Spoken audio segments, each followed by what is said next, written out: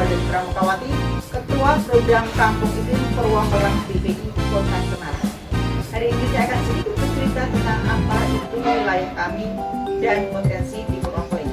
Kami terdiri dari 9 RT dengan luas wilayah 214,5 hektar dan 208 KK. Di sebelah timur kami adalah kawasan Indracandi, kemudian di sebelah utara juga sebagian kawasan, sebagian juga lingkungan, dan di sebelah selatan belakang saya itu Jurang berbatasan juga dengan sebagian kawasan industri, sebagian adalah jalan tol, dan sebelah barat berbatasan dengan jalan raya. Assalamualaikum warahmatullahi wabarakatuh. Kegiatan Kampung Iklim atau yang dikenal dengan Proklim ini dilatar belakangi oleh perubahan, tidak hanya perubahan karena faktor alam, tapi juga perubahan karena adanya kegiatan atau aktivitas manusia. Dari segi alam, kondisi permukiman BPI ini adalah merupakan perbukitan yang ada lereng-lereng. Nah, setelah lereng-lereng perbukitan itu pada tahun 2010 ini sebagian dikepras untuk kawasan industri, maka terjadi perubahan yang menyebabkan gangguan tidak hanya pada alam tanah maupun air, tapi juga udara. Terkait hal tersebut, beberapa kegiatan yang kita lakukan mengenai mitigasi dan adaptasi adalah sebagai berikut.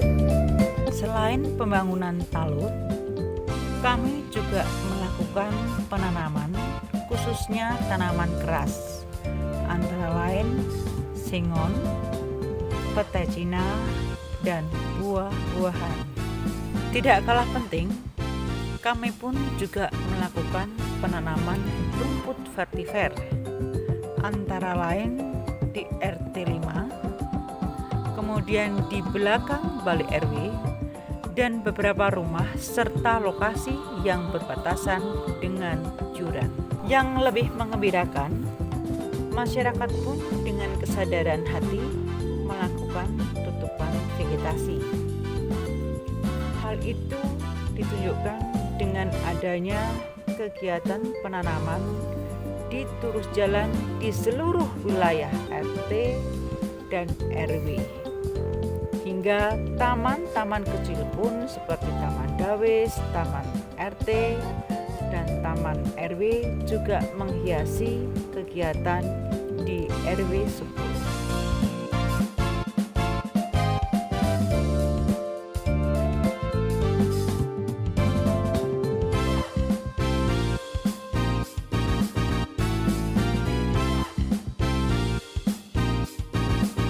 Salah satu dampak yang mengembirakan adalah pengoptimalan pemanfaatan tanah pekarangan, baik secara biasa langsung ditanam di tanah maupun dengan hidroponik ataupun aquaponik.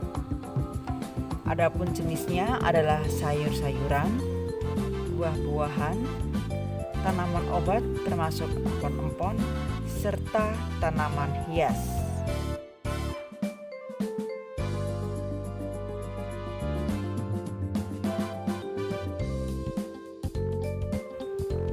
Beberapa di antaranya bahkan melakukan pula kolam lele serta kolam nila. Hal itu menambah daya dukung kesehatan serta optimalisasi perekonomian rumah tangga. Meskipun tidak seberapa, ada kas juga yang masuk untuk kegiatan di masing-masing organisasi. Nah, kita pun memiliki salah satu unggulan, yaitu adanya tawon lanceng. Nah, untuk memberikan nilai tambah dari adanya bunga-bunga baik tanaman hias dan tanaman buah tadi, ini sudah dilakukan uji coba dengan membudidayakan lebah lanceng atau Trigona spesies. Keistimewaan lebah lanceng ini kandungan vitamin madunya lebih besar dan dia terutama lebahnya itu tidak menyengat serta mampu memanfaatkan tanaman di sekitarnya. Karena lebah ini waktu mengambil madu dari sari bunga sekaligus dia membantu penyerbukan tanaman sehingga tanaman-tanaman ini berhasil menjadi buah yang sempurna. Ini antara lain juga akibat dari bantuan lebah lanceng itu. Selain itu, kita juga memiliki makanan unggulan yaitu keripik bayam. Mengenai upaya mengurangi air larian, beberapa hal yang dilakukan, salah satunya adalah membuat penampungan air hujan, kemudian juga memperbanyak sumur resapan serta lubang resapan biopori yang dalam hal ini satu rumah minimal memiliki 2 LRP.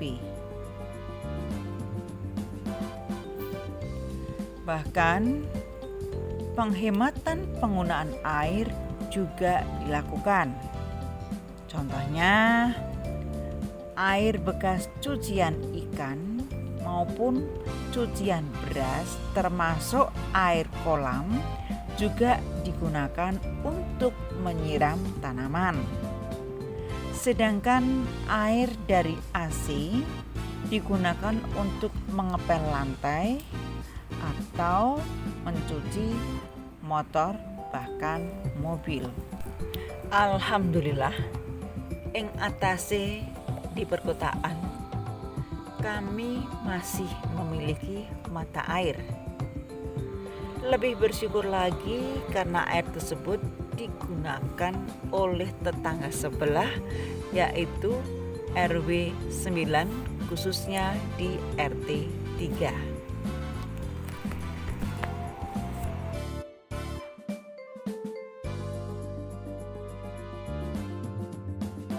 Assalamualaikum warahmatullahi wabarakatuh. Kami warga dari RT 3 RW 9 Purwoyoso menggunakan sumber mata air dari RW 10 yang digunakan untuk kehidupan sehari-hari seperti memasak, mencuci, dan mandi. Mari kita jaga mata air yang sudah ada demi kelestarian lingkungan dan kesejahteraan masyarakat. Terima kasih. Wassalamualaikum warahmatullahi wabarakatuh. Ngomong-ngomong masalah air, Proklim Purwokeleng BPI juga melakukan pengukuran curah hujan. Mengenai sampah yang sebagian orang menghindari, kami justru melakukan pengolahannya. Untuk sampah basah, kita bikin pupuk baik sistem dengan pupuk cair maupun takakura.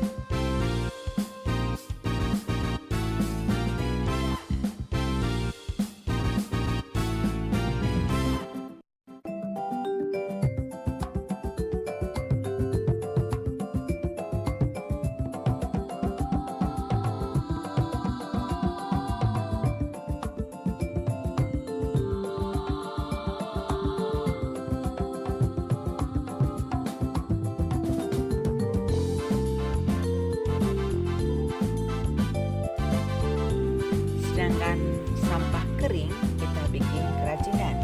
Ada yang dibuat tas, dibuat bunga, dan lain-lain.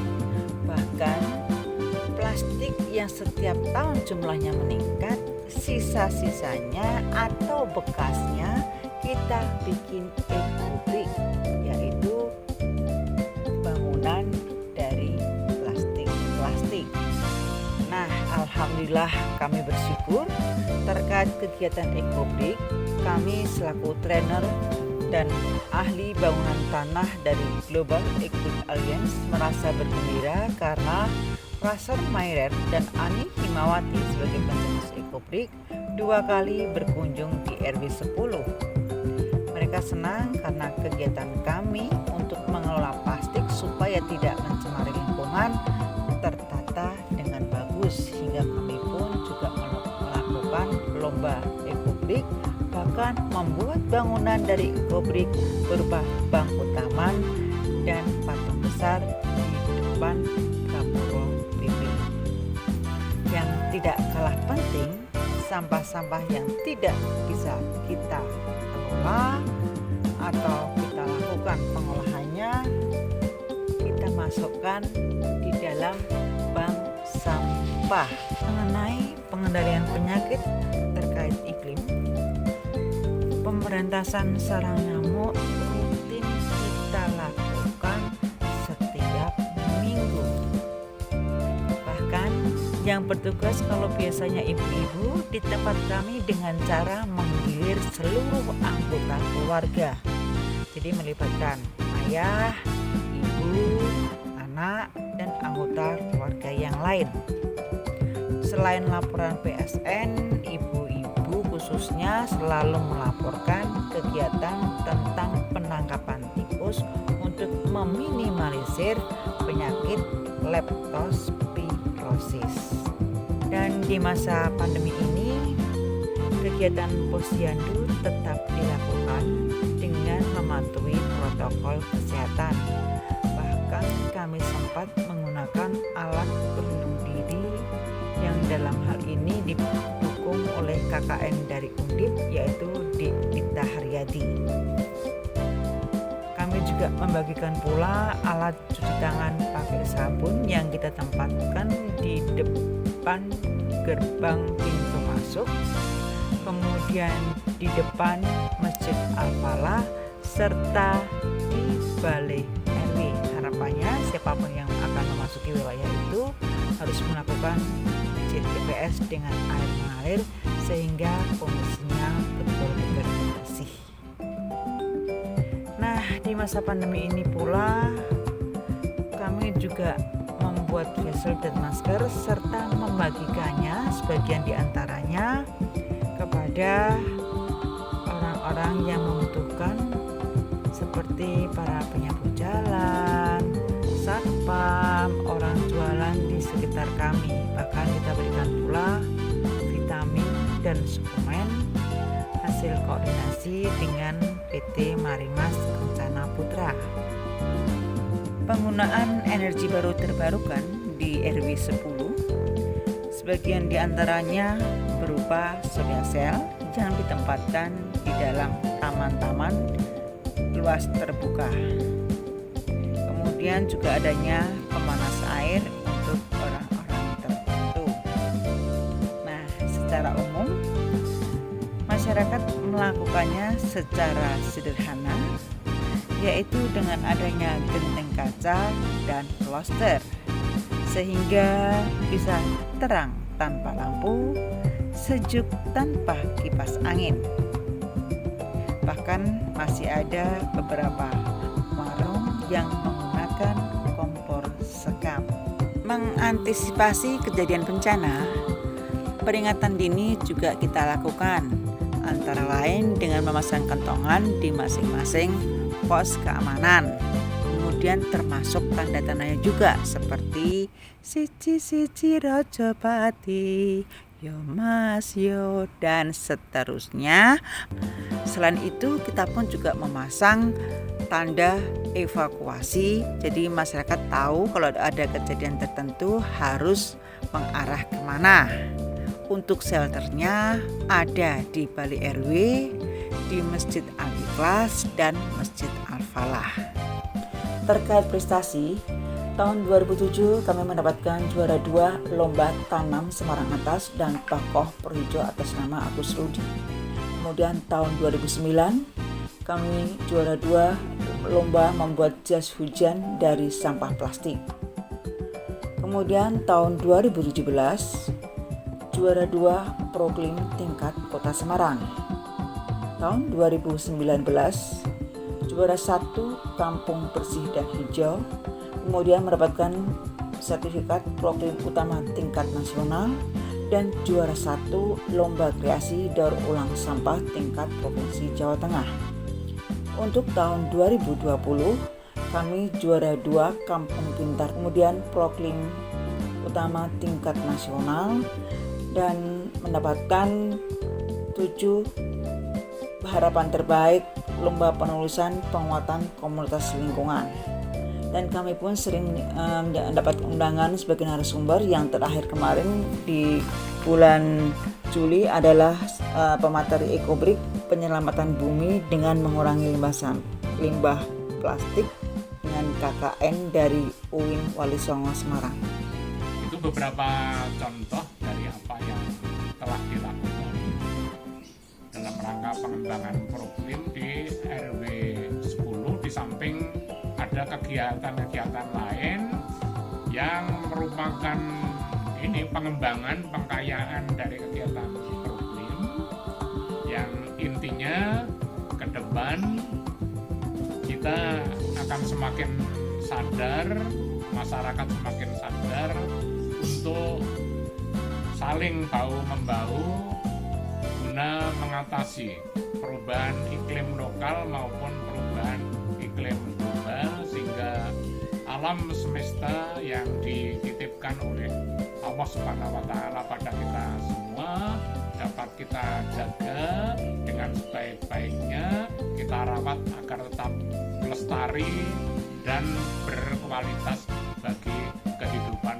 makhluk, tidak hanya manusia tapi juga hewan dan flora atau tanaman yang bermukim atau berlindung di lingkungan ini. Itu aja sebagai pengantar dari saya dalam rangka verifikasi proklim tahun 2021 ini. Kita berdoa pada Allah Subhanahu wa Ta'ala, semoga pandemi Covid segera berakhir dan kita semua dapat meneruskan amal ibadah kita untuk merawat, melestarikan alam semesta seisinya. Terima kasih. Wassalamualaikum warahmatullahi wabarakatuh. Demikian yang dapat kami sampaikan pada kesempatan ini. Semoga memberikan manfaat untuk semuanya. Salam proklim Tansah Ele, tandur, olah sampah, eleng lingkungan.